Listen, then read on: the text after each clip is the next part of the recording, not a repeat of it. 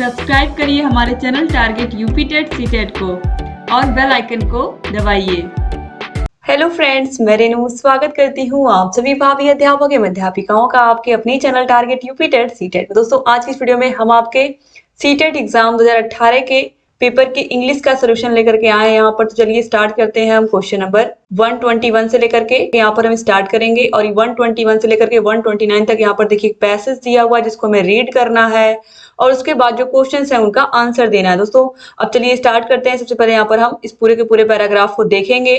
Man who is believed to have evolved from apes is a curious mixture of varied motives। तो मनुष्य को यानी कि आदमी को माना जाता है कि वह एप्स से विकसित हुआ है, यानी कि वह पहले बानर की तरह दिखता था और उसी से क्या हुआ है, विकसित हुआ है और यह विभिन्न उद्देश्यों का एक जिज्ञासु मिश्रण है।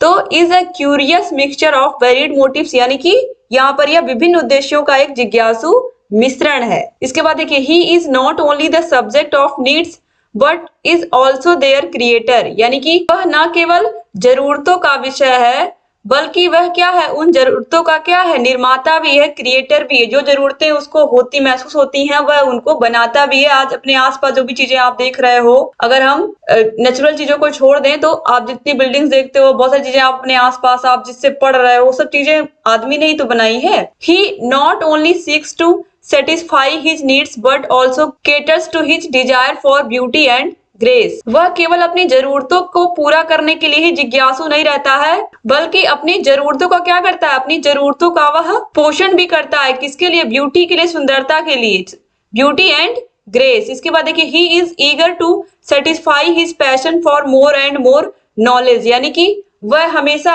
अपनी जो भूख है उसकी किस चीज की भूख, उसके पैशन की, उसके जोश की, उसे वह नॉलेज के थ्रू क्या करता है, वह उस जोश को और बढ़ाता है। तो he is eager to satisfy his passion, वो अपने पैशन को सेटिस्फाई करने के लिए, अपने जोश को सेटिस्फाई करने के लिए वह बहुत ज्यादा नॉलेज लेता है। मोर एंड मोर नॉलेज, और ज्ञान क्या करता है, वो और ज्ञान सीखता है या और स्किल सीखता है। Although in a general way the maximum necessity is the mother of invention. अक्सर क्या कहा जाता है, जनरल वे में साधारणतः क्या कहा जाता है कि आवश्यकता ही आविष्कार की जननी होती है। इज ट्रू, ये सही है। It is by no means the whole truth, लेकिन ये पूरी सच्चाई नहीं है कि आवश्यकता ही आविष्कार की जननी होती है। Man is something much greater than an intelligent being using his intellect to make newer inventions from time to time. तो इसके अलावा भी जो मनुष्य है वो क्या कर रहा है, वो हमेशा कुछ ना कुछ समथिंग न्यू, हमेशा कुछ ना कुछ ग्रेटर क्रिएट करने की कोशिश करता है। कैसे? अपने माइंड के इंटेलिजेंस से, अपनी बुद्धि से वो और बड़ी बड़ी चीजें करने की कोशिश करता है, नए नए आविष्कार करने की कोशिश करता है। न्यूअर इन्वेंशंस यहाँ पर लिखा हुआ है। तो समय समय पर उसने क्या किया है, मनुष्य ने कुछ ना कुछ आविष्कार ही किए। आज आप देख रहे हो, पहले कितने बड़े बड़े कंप्यूटर होते थे, आज आपके सामने मोबाइल आपके हाथ में है, लैपटॉप है। तो ये क्या है, टाइम टू टाइम चीजें क्या हुई, चेंज होती गई और अच्छे वर्जन में आती गई। तो he has with in him a spirit which is ever exhorting him to cut down his needs and learn to be happy with what he has। लेकिन जो मनुष्य के अंदर की आत्मा है वो क्या कहती है, वो हमेशा प्रोत्साहित करती है। एग्जॉर्टिंग मतलब प्रोत्साहित करती है, ही मतलब उसको cut down his needs and learn to be happy with what he has, यानी कि अपनी नीड्स को कम करो, अपनी आवश्यकताओं को कम करो और जो भी तुम्हारे पास है उसमें खुश रहना सीखो। The real purpose underline this maximum lines in its utility in the worldly sense, यानी कि ये जो पूरी लाइन कही गई है इसका रियल पर्पज है, रियल क्या है, उद्देश्य है, सही उद्देश्य है जीवन में कि जो भी हमारे पास है उसमें हमें खुश रहना सीखना चाहिए और ये सभी के लिए लागू होता है। इसकी उपयोगिता जो है इस लाइन की वो सभी के लिए लागू होती है, क्योंकि आज हमारे पास घर है तो हम सोचेंगे गाड़ी ले लें, गाड़ी हो गई, फिर सोचेंगे और बड़ा घर ले लें और बड़ी गाड़ी ले लें और हमारे पास ढेर सारे घर हो जाएं। तो इस तरीके से मनुष्य की जो डिजायर है वो क्या होती है, बढ़ती जाती है। It tells us to be up and doing, not to be passive in our attitude to life, यानी कि ये जो कहा गया है कि हमारे पास जो है उसमें हमें खुश रहना चाहिए, इसका ये मतलब बिल्कुल नहीं है कि हमें अपनी लाइफ में निष्क्रिय हो जाना चाहिए। जो लाइफ के प्रति हमारा एटीट्यूड है, नजरिया है, वो बिल्कुल निष्क्रिय होना चाहिए, हमें कुछ करना नहीं चाहिए। तो ऐसा बिल्कुल नहीं है। यहाँ पर हमारे पास जो भी है उस परिस्थिति में और हमें आगे बढ़ने की कोशिश करते रहना चाहिए, लेकिन हमेशा सेटिस्फाई होकर के। फिर देखिए, it asks us not to remain slaves of old habits and ways of life, ठीक है। ये हमें ये नहीं कहता है कि हम पुराने विचारों के दास बने रहें या पुरानी जो हैबिट्स हैं उनके दास बने रहें और जैसे पुराने लोग जीवन जीते थे वैसे ही जिए।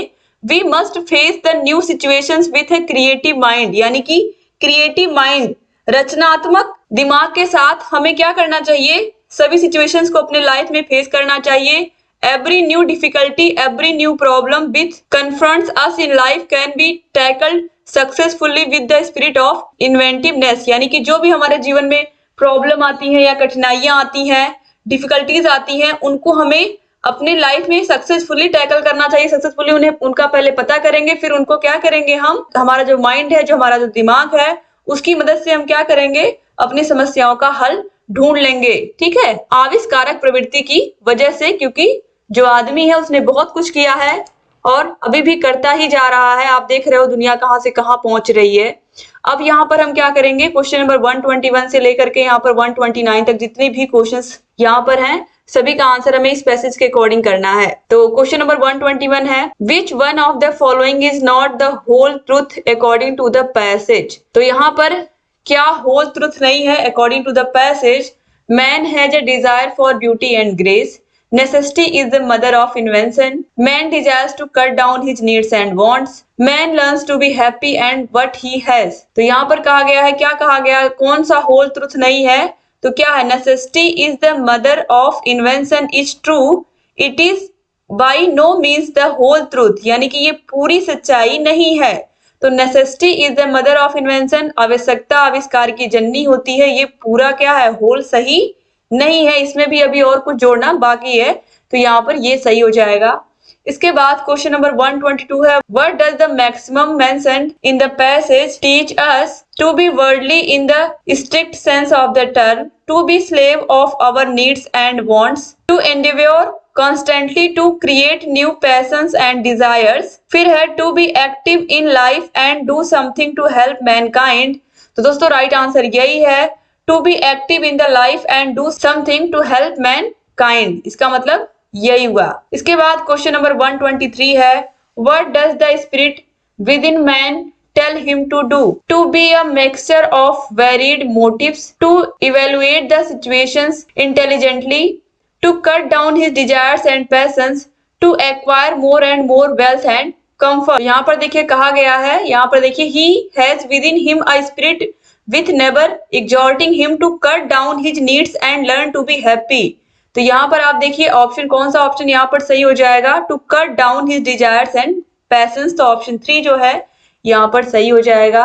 इसके बाद क्वेश्चन नंबर 124 है, which of the following statements is are true in the context of the passage, man should be passive in his attitude to life, spirit of inventions may not stand in good stead in solving every new problem, man has passion for more and more knowledge। तो ये बिल्कुल सही है, man has a passion for more and more knowledge, और ये यहाँ पर दिया भी हुआ है, इसी पैसेज में बताया गया है कि man has a passion for more and more knowledge, आपको मिल जाएगा यहाँ पर आप देखिए ऊपर his passion for more and more knowledge। तो यहाँ पर ये जो तीसरा है यही बिल्कुल सही है, तो ऑप्शन 3 जो है ये सही हो जाएगा, ओनली 3 करेक्ट, बाकी ये दोनों करेक्ट नहीं है कि मैन को पैसिव रहना चाहिए, निष्क्रिय रहना चाहिए अपने लाइफ में, और स्पिरिट ऑफ इन्वेंशंस में not stand in good state, यानी कि जो इन्वेंशन होता है उसकी जो स्पिरिट होती है, यानी कि हाँ कुछ नया आविष्कार करने की वो व्यक्ति के अंदर होती है, तो यहाँ पर लिखा वो नहीं होती है, तो ऐसा नहीं है।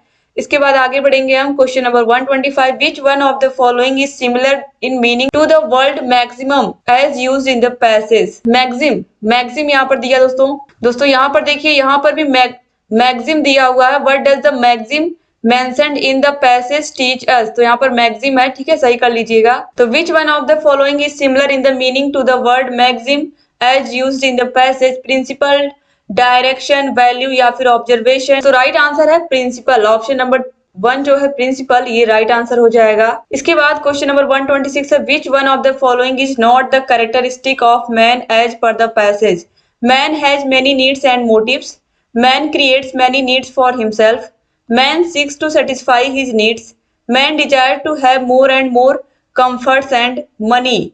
तो यहाँ पर इसके बारे में बात नहीं की गई है, पैसेज में कि man desire more and more, money की तो कहीं बात ही नहीं की गई है, तो यहाँ पर ये राइट हो जाएगा, इसके बारे में पैसेज में कोई जिक्र नहीं है। क्वेश्चन नंबर 127 है Which one of the following statements is not true as per the passage? Spirit of inventiveness will stand in good stead.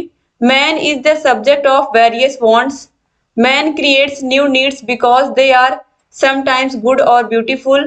Man inner spirit tells him to be on the lookout for newer and higher want. तो यहाँ पर option 4 जो है man's inner spirit tell him to be on the lookout for newer and higher wants, तो ये wants की भी बात नहीं की गई है। ठीक है, लुक आउट तो आपने देखा होगा कहीं ये आया ही नहीं है शब्द, तो यहाँ पर ऑप्शन 4 जो है सही हो जाएगा, बाकी सबके सब आपको मिल जाएंगे पैसेज में। क्वेश्चन नंबर 128 है choose the word which is opposite the meaning to the word seeks as using in the passage. तो सीक का मतलब कहता है जिज्ञासु होना, तो यहाँ पर देखिए लिखा है डेप्लोर्स, एवॉइड्स, वेनिसेस या अप्रोचेस। तो किसी चीज के प्रति खोज की भावना रखना, जिज्ञासु की भावना रखना, और इसका क्या हो जाएगा अवॉइड करना, यानी कि बिल्कुल उसकी तरफ ध्यान ही ना देना। ठीक है, तो इस तरीके से ये क्या हो गए, दोनों दूसरे के अपोजिट हो गए। एक इंसान खोजना चाह रहा है, एक उसको अवॉइड करना चाह रहा है। क्वेश्चन नंबर 129 है which one of the following is similar in the meaning to the word exhorting as used in the passage. तो एक्सहॉर्टिंग का मतलब क्या होता है दोस्तों, प्रोत्साहित करना किसी को, तो अर्जिंग, सपोर्टिंग, डिमांडिंग या क्लेरिफाइंग। तो एक्सहॉर्टिंग का हम यहाँ पर प्रोत्साहित करना भी कह सकते हैं, इसके अलावा इसका हम कह सकते हैं प्रबोधित करना या आग्रह करना, तो इसका हो जाएगा अर्जिंग। ऑप्शन नंबर 1 जो है ये सही हो जाएगा। ठीक है, इसके बाद क्वेश्चन नंबर 130 पे चलेंगे दोस्तों। इसके बाद देखिए फिर यहाँ से 130 से लेकर के 135 तक यहाँ पर पैसेज दिया हुआ है और उसको हमें रीड करना है, और उसके बाद क्वेश्चन नंबर 130 से लेकर के 135 तक हमें आंसर करना है इस पूरे के पूरे पैसेज का। अब यहाँ पर जो पैसेज दिया हुआ है, यहाँ पर देखिए लिखा हुआ डिड यू नो, क्या तुम जानते हो, that there is a fibre that is an as flexible and light weight as nylon. यानी कि एक फाइबर है जो कि नायलॉन की तरह क्या है, फ्लेक्सिबल है, येट लेकिन 5 times stronger than steel. 5 times यानी कि स्टील का 5 गुना मजबूत है। Did you know that this fabric is resistant to the temperatures higher than 5000 degree Fahrenheit. यानी कि 5000 डिग्री फ़ारेनहाइट टेम्परेचर पर भी क्या है, ये रेजिस्टेंट करता है, यानी कि यह उसका क्या करता है, प्रतिरोध करता है, उतना सह सकता है। 500 डिग्री टेम्परेचर को भी ये सहन कर सकता है।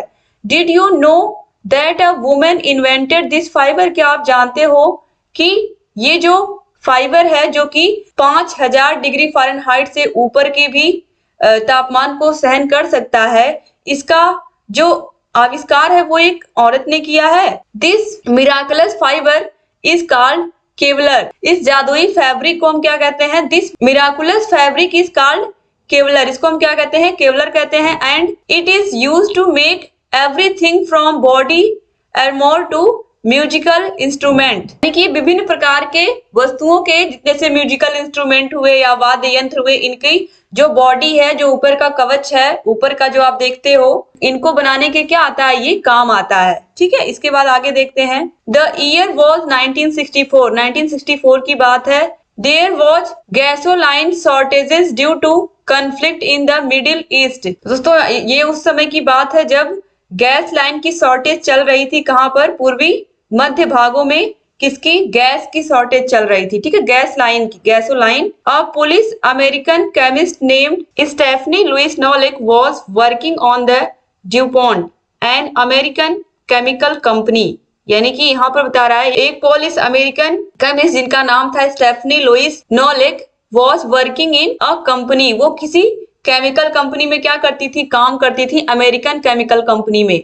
सी and her group were trying to make light weight yet durable fibre to be used in tyres. यानी कि वो और उनकी जो टीम थी, किसकी, स्टेफनी की, ऐसे वाहनों के टायर बनाने की कोशिश कर रही थी जो बहुत ही हल्के हों। ठीक है, हल्के tyre. Lighter tyres would allow to vehicles to get better gas mileage. यानी कि अगर जो वाहन है उनके टायर हल्के होंगे तो वो अच्छा गैस माइलेज देंगे, क्योंकि गैस लाइन की क्या थी, शॉर्टेज थी उस समय पर। तो इसलिए उन्होंने ऐसे व्हीकल, ऐसे टायर बनाने की कोशिश की जो बहुत ही हल्के हों। But the tyres has to be strong enough to resist the wear and tear of the road. अब दोस्तों देखिए यहाँ पर कहा गया है कि जो टायर है वो उनको इस तरीके से बनाना था, वो इस तरीके का टायर बनाने की कोशिश कर रहे थे कि जो रोड है, जब वो रोड पर चले तो जो भी रोड में उबड़ खाबड़ जगह है वहां पर भी वो क्या करे, वहां पर भी वो आसानी से उनको सहन करके वो टायर आगे बढ़ सके, यानी कि टायर इतने मजबूत हो कि रोड के भी रेजिस्ट को झेल पाए। They had been working on the problem for some time and had little success until Kwolek has a breakthrough, यानी कि लगातार वो क्या कर रहे थे, उस केमिकल के लिए लगातार क्या कर रहे थे, परिश्रम कर रहे थे और उसके लिए वो लगातार प्रयास किए जा रहे थे। Kwolek and her group were synthesising और क्रिएटिंग फाइबर्स टू टेस्ट, यानी कि जो नॉलेक की टीम थी वो क्या कर रही थी, लगातार हमेशा टेस्ट कर रही थी फाइबर्स की। During one of the steps in the process, Nolik created a milky white solution by mixing two chemicals, यानी कि जो नॉलेक है उन्होंने क्या किया, एक मिल्की व्हाइट सोल्यूशन क्रिएट किया बाय मिक्सिंग टू केमिकल्स, दो रसायनों को मिला करके। That were often used in the process, जो उस प्रोसेस में जो वो बनाने की कोशिश कर रहे थे फाइबर, उसमें वो यूज होते थे। This solution were usually thrown away, लेकिन हम क्या करते थे, इन सॉल्यूशंस को जब हम उसको बनाते थे उस चीज को, इनको यूजुअली हम फेंक देते थे, इनको रखते तो थे लेकिन उनमें मिलाते नहीं थे, इनको फेंक देते थे। But Kwolek convinced one of the technicians to help her test it, लेकिन जो नॉलेक थे उन्होंने क्या कहा, उन्होंने एक टेक्नीशियन को क्या किया, मना लिया कि वो उनकी हेल्प करे इसको टेस्ट करने में। दे वर amazed to discover that the fabric that Nolik had created was not only more durable than nylon, it has more durable than steel, यानी कि जब उन केमिकल्स को मिलाया तो उन्होंने ऐसा फैब्रिक प्राप्त किया कि वो उसको देख करके खुद ही आश्चर्यचकित हो गए, क्योंकि ये नायलॉन से बेहतर था और यह स्टील से भी बेहतर था। नॉलेक हैड इन्वेंटेड केवलर, और इस तरीके से नॉलेक ने क्या किया, केवलर का आविष्कार किया। अब इसके बाद देखिए, Kevlar is remarkable fabric known for its strength and durability, यानी कि ये जो केवलर है ये क्या है, एक रिमार्केबल फैब्रिक है, एक बहुत ही पसंदीदा फैब्रिक है जो कि बहुत ही मजबूत भी होता है और लंबा चलता भी है। Since it's invention it has found it's way into a wide variety of products. Kevlar is used in sporting equipment like bike tyres में भी यूज होता है, बॉस्ट्रिंग्स में भी यूज होता है, एंड टेनिस रैकेट बनाने में भी क्या होता है, इसका यूज होता है इस फैब्रिक का। It is used in musical instruments, यानी कि वाद्य यंत्रों को बनाने में भी, like drum heads, reeds and speaker cones, and it is used in protective gear like motorcycle, safety jackets, gloves and shoes. However, Kevlar is best known for its ability to stop bullets। तो इस तरीके से यहाँ पर आप देख रहे हो कि कितना बेनिफिट हो रहा है इस फैब्रिक का, कि ये कहाँ कहाँ काम आ रहा है, किन किन जगहों पर काम आ रहा है। ठीक है, यहाँ पर देखिए सभी चीजों के बारे में लिखा हुआ कि मोटरसाइकिल में भी काम आ रहा है, सेफ्टी जैकेट बनाने में काम आ रहा है, ग्लव्स बनाने में काम आ रहा है, शूज बनाने में काम आ रहा है। ठीक है, अब देखिए इसके बाद, यह बुलेट को भी रोक सकता है, स्टॉप बुलेट्स, यहाँ पर देखिए ये भी दिया हुआ है। फिर है Richard Armellino created the first Kevlar bulletproof vest in 1975। तो रिचर्ड एर्मिलिनो ने क्या बना दिया था, 1975 में बुलेट प्रूफ जैकेट बनाया था। ठीक है, या हम ये कह सकते हैं बुलेट प्रूफ वेस्ट भी कह सकते हैं इसको। फिर है it contained 15 layers to Kevlar which could stop handgun and shotgun bullets, यानी कि 15 लेयर लगी और 15 लेयर से क्या बना, वो बुलेट प्रूफ बन गया कि वो हैंड गन और शूट गन दोनों ही बुलेट्स को झेलने लायक हो गया। The vest also had a steel plate over the heart which made the vest strong enough to stop rifle rounds, यानी कि वहां पर एक स्टील की प्लेट भी लगा दी गई, इससे क्या हुआ, वो और भी मजबूत हो गया और वह राइफल राउंड्स को भी झेलने के लिए क्या हो गया, तैयार हो गया। Vest like Armellino's were quickly picked up by police forces and it's estimated that by 1990। इसके बाद 1990 में क्या हुआ, इसको पुलिस फोर्सेस को भी दिया जाने लगा, अपनी उनकी सुरक्षा के लिए पुलिस भी इसका यूज करने लगी 1990 तक। Half of all police officer in America were bullet proof waste daily, यानी कि अब मतलब 50% से ऊपर जो पुलिस वाले होते हैं वो ये जैकेट क्या कर रहते हैं, पहने रहते हैं bulletproof. By 2006 there were over 2000 documented police vest सेफ्स और instances where officers were protected from deadly wounds by wearing bulletproof vest. यानी कि इन बुलेट प्रूफ वेस्ट को पहन करके जो इस फैब्रिक से बनाए गए थे, बहुत सारे पुलिसमैन, करीब यहाँ पर देखिए 2000 से भी ऊपर की बात की गई है यहाँ पर, इसको पहनने से उनकी लाइफ क्या हुई, सेव हो गई। अब यहाँ पर हमें देखना है, इन सारे क्वेश्चंस का आंसर देना है। तो क्वेश्चन नंबर 130 है, which one of the following is not a product that has been made with Kevlar. Tennis racket बनाया जाता है, bungee jumping cords, brake pads, body armour. तो कवच तो बनाया ही जाता है, टेनिस रैकेट भी आपने देखा है, तो ब्रेक पैड्स में भी इसका यूज होता है। तो यहाँ पर ऑप्शन नंबर 2 जो है बंजी जंपिंग कॉर्ड्स, इसमें इसका यूज नहीं होता है, तो ऑप्शन 2 सही हो जाएगा। For which of the following characteristics the Kevlar known, heat resistant, strength, durability या ऑल ऑफ द एबव। तो दोस्तों राइट आंसर यहाँ हो जाएगा बिना आप कुछ देखे ही ऑल ऑफ द एबव, क्योंकि हीट रेजिस्टेंट, क्योंकि 500 डिग्री फ़ारेनहाइट से भी ऊपर के टेम्परेचर को झेल सकता था, 500 डिग्री फ़ारेनहाइट। इसके अलावा स्ट्रेंथ भी इसके पास बहुत ज्यादा है, स्टील से भी 5 गुना ज्यादा, और ड्यूरेबिलिटी भी है, चलता भी है। तो इस तरीके से ऑप्शन 4 जो है सही हो जाएगा। क्वेश्चन नंबर 132 है, which one of the following caused the search for a fabric like Kevlar, the shortage in the gasoline supply. बिल्कुल सही है, क्योंकि गैस की क्या हो गई थी, कमी हो गई थी, तो गैस, इसलिए ऐसे टायरों की खोज की गई, जो वाहन बन रहे थे उनके टायर इतने हल्के बनाए जाए कि गैस कम यूज हो उसमें। तो इस तरीके से यहाँ पर राइट आंसर क्या हो जाएगा, यही हो जाएगा, the storage in the gasoline supply, सबसे पहले पैराग्राफ में सबसे ऊपर दिया हुआ है।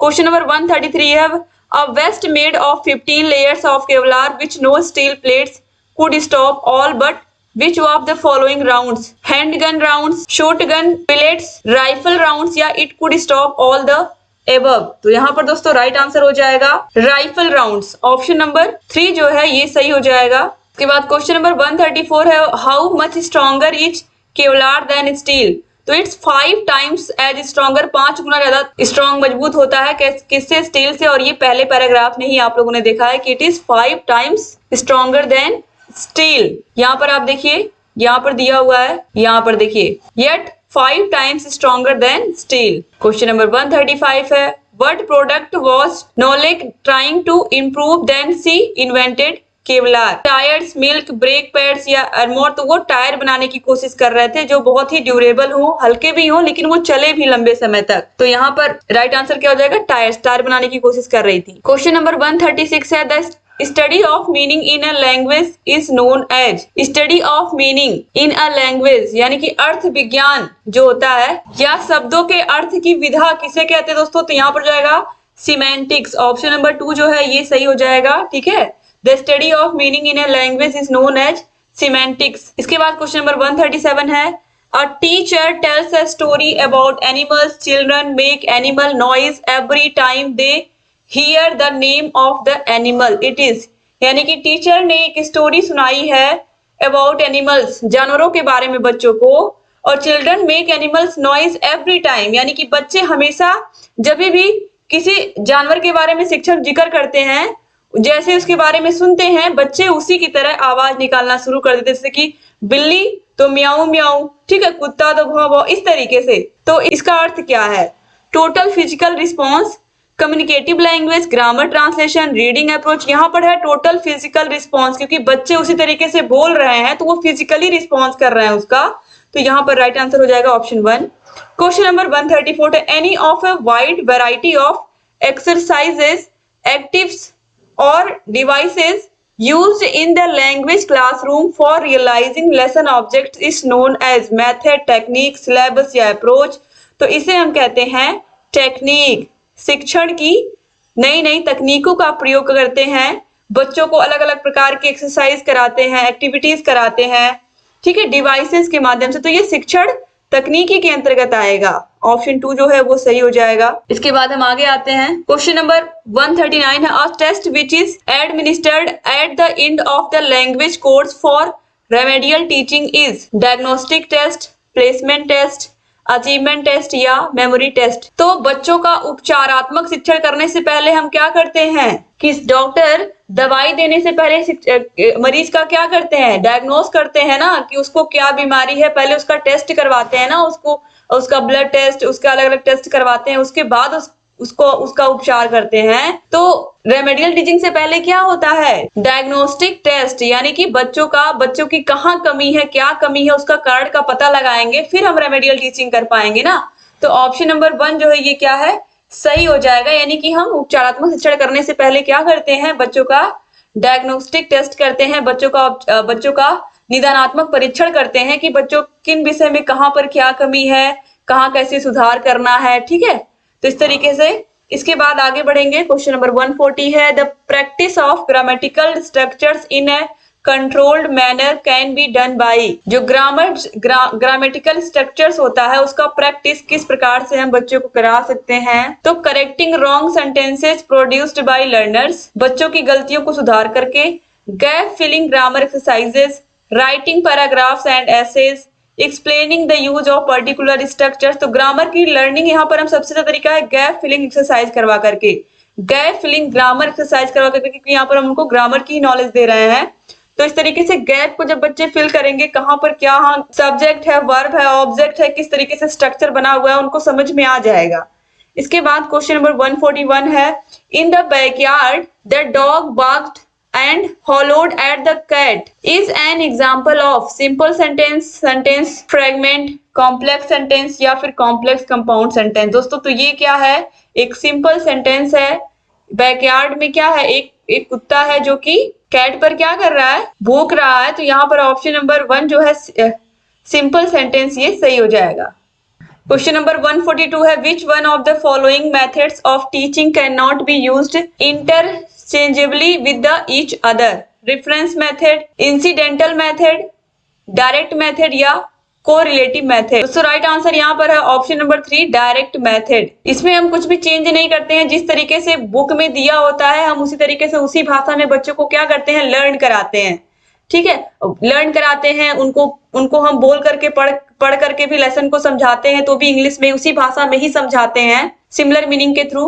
क्वेश्चन नंबर 143 है, which one of the following statements is true, all formative task are meant for assessment, assignments need to be given by class work followed by homework every day to provide variety and practice, formative assessment to be effective must be conducted only after teaching a lesson, while all formative tasks are meant by improving teaching learning, some are used for assessment too। यानी कि जो formative task होते हैं, रचनात्मक जो होता है, मूल्यांकन भी इसको हम कह सकते हैं, वो किस लिए होता है, बच्चों की स्किल को इम्प्रूव करने के लिए, और शिक्षक के लिए भी किस लिए होता है, शिक्षक अपनी स्किल को और इम्प्रूव करे। अगर बच्चे को उनकी किसी और टेक्निक से समझ में नहीं आ रहा है तो टीचिंग की टेक्निक को वो चेंज करें। तो इस तरीके से जो फॉर्मेटिव टास्क होते हैं या जो फॉर्मेटिव असेसमेंट होता है, इससे क्या होता है, बच्चों का भी इंप्रूवमेंट टीचर देखते हैं और खुद का भी इंप्रूवमेंट देखते हैं। तो इस तरीके से ये सबसे अच्छा है। तो ऑप्शन नंबर 4 जो है ये सही हो जाएगा। तो which all formative task are meant for improving teaching learning, some are used for assessment too. कुछ आंकलन के लिए भी प्रयोग होते हैं, तो ये बिल्कुल सही है। और कुछ क्या होते हैं, केवल टीचिंग स्किल को इंप्रूव करने के लिए, इंप्रूविंग टीचिंग लर्निंग स्किल को भी, इसके लिए भी प्रयोग होते हैं। इसके बाद क्वेश्चन नंबर 144 है, mother tongue influence can be effectively minimised in the classroom by using the mother tongue more often. यानी कि जो मदर टंग का इन्फ्लुएंस है उसको हम कैसे कम कर सकते हैं क्लास में, किस प्रकार हम कर सकते हैं। तो अगर हम और मदर टंग बोलेंगे, अपनी मातृभाषा और बोलेंगे, तो इससे कम कैसे होगा क्लास में। फिर है giving examples from the mother tongue, फिर है giving a lot of exposure in the target language, giving inputs from the target language in a simple graded manner. और यही सबसे अच्छा है कि बच्चों को आसान भाषा में हम टारगेट लैंग्वेज को सिखाएं या फॉरेन लैंग्वेज को सिखाएं जो उसे कम समझ में आ रहा है। जितना सिंपल वे में हम उसको सिखाएंगे, जितना ग्रेडेड वे में सिखाएंगे, जितना मैनर में उसको सिखाएंगे, यानी कि उन शब्दों का अधिक प्रयोग करना है टारगेट लैंग्वेज के, जो बच्चों की रोज की भाषा में, रोज की उनकी प्रायोगिक भाषा में जो शब्द आते हैं, इस तरीके से बच्चों को उनको लैंग्वेज को पढ़ाना है। तो इससे अपने आप जो मदर टंग का इन्फ्लुएंस है वो अपने आप धीरे धीरे क्या होगा, कम होगा। इसके बाद क्वेश्चन नंबर 145 है, which one of the following sentences is a result of error arising out of translation from our language to another? The teacher is giving examination. The students are giving their examination. My joy knew no bounds. Are you going by the train? तो right answer दोस्तों है option number 2, the students are giving their examination. इसके बाद question number 146 है, reading skill can be developed best by. बच्चों में पढ़ने की स्किल हम कैसे बढ़ा सकते हैं? Writing answers two questions on text. इससे रीडिंग कैसे बढ़ेगा जब बच्चे राइटिंग कर रहे हैं, लिख रहे हैं।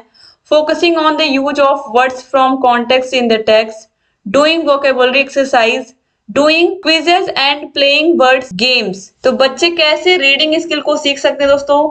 तो यहाँ पर सबसे अच्छा तरीका है focusing on the use of words from context in the text. तो इस तरीके से जब हम वर्ड्स पर क्या करेंगे, फोकस करेंगे जो कॉन्टेक्स्ट में दिए हुए हैं, जो उस चैप्टर में दिए हुए हैं उस टेक्स्ट बुक के, तो इससे क्या होगा, जो रीडिंग स्किल है वो अच्छी होगी। क्योंकि किताब की बात, बिना किताब के बच्चा किस तरीके से पढ़ेगा, तो किताब को तो हमें ध्यान में रखना ही है। इसके बाद क्वेश्चन नंबर 147 है, who would be the implementer of education. तो शिक्षा का क्रियान्वयन कौन करेगा? टीचर, एजुकेशन डिपार्टमेंट, स्टूडेंट या करिकुलम? तो कौन करेगा? सिंपल सी बात है, शिक्षा का क्रियान्वयन किसकी जिम्मेदारी है? टीचर की जिम्मेदारी है। आगे बढ़ेंगे हम क्वेश्चन नंबर 148 पर। अ लिसनिंग स्टिमुलस, लिसनिंग यानी कि सुनना किस चीज को बढ़ाता है? Presents input to separate groups of students who gather again to share it, is listening to a good commentary to review it, enable students to discuss a set of criteria that they prioritize to complete and